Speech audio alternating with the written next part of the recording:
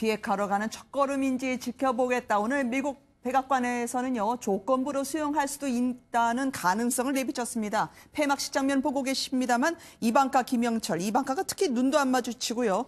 115분간 냉랭했던 북한, 미국을 볼 수 있었거든요. 그렇습니다. 이게 이제 기본적으로 마이크 펜스 부통령이 왔을 때는 네. 뭔가 대북 강경 어떤 그 메시지를 전달하는 게 주 목적이었다면 이방카 이번 백악관 선임 고문 같은 경우는 네. 기본적으로 어찌 보면 좀 평화 또 올림픽 외교에 치중하는 좀 뭔가 상반된 모습을 좀 보여줬거든요. 네. 그러다 보니까 이제 아무래도 그 언론의 어떤 예측과는 달리 북미 간의 어떤 그 예상치 않은 접촉이라든지 이런 것들을 굳고 피하는 모습이었고요. 어떤 그 올림픽 외교에 치중하면서 뭔가 좀 매력 외교. 당시 네. 어떤 펜스 부통령이 와서 전 세계 외신이 어떤 그 외교에서는 실패한 것으로 본 네. 측면이 있었지 않습니까? 그렇죠. 그런 것들을 좀 의식한 행보로 좀 보여졌습니다. 네. 이방카가 오늘 떠났습니다. 이방카 보좌관으로 불렸었죠. 북한과 미국 간의 대화 물꼬를 틀 수 있었을지 주목을 받았었는데요. 오늘 공항에서도 북한 관련한 질문에는 일제히 침묵하면서 떠났던 그 장면으로 먼저 모시도록 하겠습니다. 함께 보시죠. It was a wonderful first visit and just exciting and beautiful, and I look forward to returning very, very soon. Did you Thank ever meet you for the with warm hospitality. Did you ever meet with North Korea?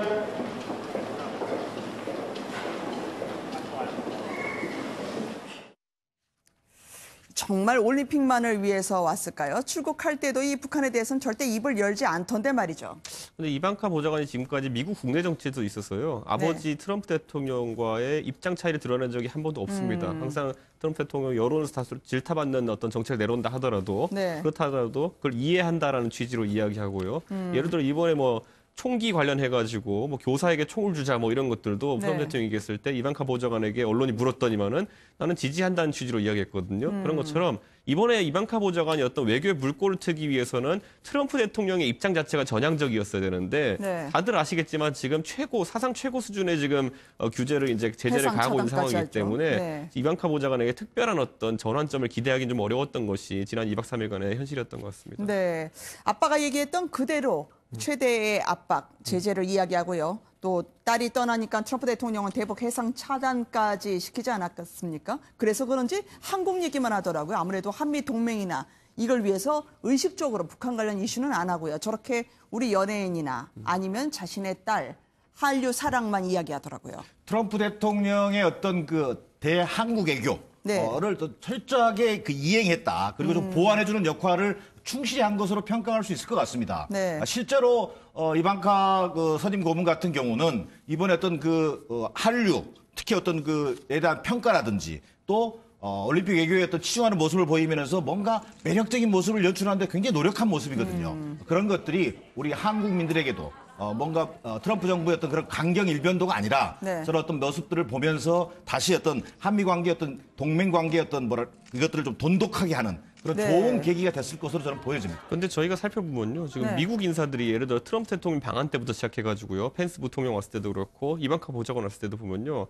의전이나 이런 거에는 감사하다라는 메시지를 꾸준히 이제 예의 있게 표현하는데 반대로 정확하게 정책적인 메시지나 아니면 외교적인 메시지는 단 한 번도 던진 적이 없습니다. 네. 트럼프 대통령 같은 경우도 와가지고 뭐 문재인 대통령이 하는 거에 대해 가지고 적극적으로 이해하고 있다, 지지하고 있다 이런 정도의 원론적인 발언만 한 다음에 실질적인 어떤 선언이 안 나오고 있는데 이것을 보고 미국이 외교력이 부족해서 이런다고 생각하는 사람은 없을 겁니다. 네. 국방력 못지않게 외교력도 외교적 지렛대도 많이 갖고 있는 게 미국인데 왜 지금까지 단 하나의 외교적 메시지도 그 방한한 무수한 인사 중에서 나오지 않았을까라는 지점에 생각해 본다면은 지금 혹시 미국이 그렇다면 외교적인 해법에 가지고는 굉장히 소극적인 거 아니냐 보이는 대로 이런 네. 분석이 나올 수밖에 없는 거죠. 네. 지금 반대로 북한 같은 경우는 김여정 부부장이 와가지고 전혀 외교적인 인물이 아닐 거라고 우리가 인식했는데도 불구하고 정상회담 하자라는 시리즈의 그렇죠. 카드를 던지지 않았습니까? 오히려 북한이 다급해가지고 여러 카드를 던지는 모양새이고 미국 같은 경우에는 단 하나의 어떤 카드도 보여주지 않는 상황이 지금 한국에서 벌어지는 양국 외교전에서 보여지고 있거든요. 이것이 가져다는 의미가 뭔지 분석해야 될 것 같습니다. 모습만 딸이지 아버지의 메시지 그대로 이야기하고 있는 네. 이방카 보좌관의 이야기를 들을 수 있었는데요. 말씀하신 것처럼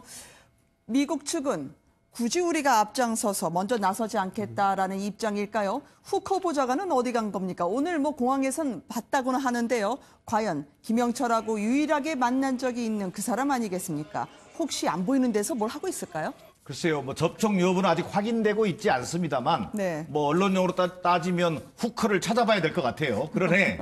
네. 저는 기본적으로 접촉 여부와 상관없이 네. 그 사실관계는 좀 확인되겠습니다만 어떤 형식으로든지 지금 간접 대화에도 나섰을 가능성은 있어 보인다. 네. 이게 기본적으로 이번에 그 김영철 부위원장이 내려오면서 같이 동행한 인물이 최강일 부국장이거든요. 소위 북미 부국장 정도 수준인데 네. 육자회담에도 실무에 참여한 사람이기도 하고 또 특히 대미역에 정통성 있는 인물로 알려져 있는데 자 이런 최강일 부국장이 수행하고 왔고 또 네. 후커는 이방카를 수행하고 왔거든요. 네. 뭔가 또 심지어는 북한 같은 경우는 통역사까지 대동하고 왔지 않습니까? 그렇다면은 이게 실질적인 대화로 이어졌는지 그것까지는 아직 확인되고 있지 않지만 네. 의미 있는 상호 간접 대화는 아마 우리 정부를 통해서라도 하고 있을 가능성이 높아 보인다.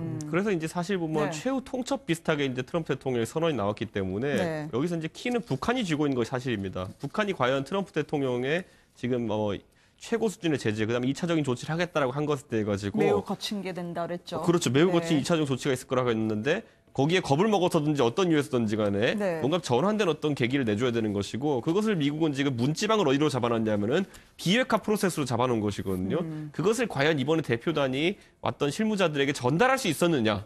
그것에 대해 가지고 이제 언론들이 취재에 들어가 봐야겠죠, 이제. 네.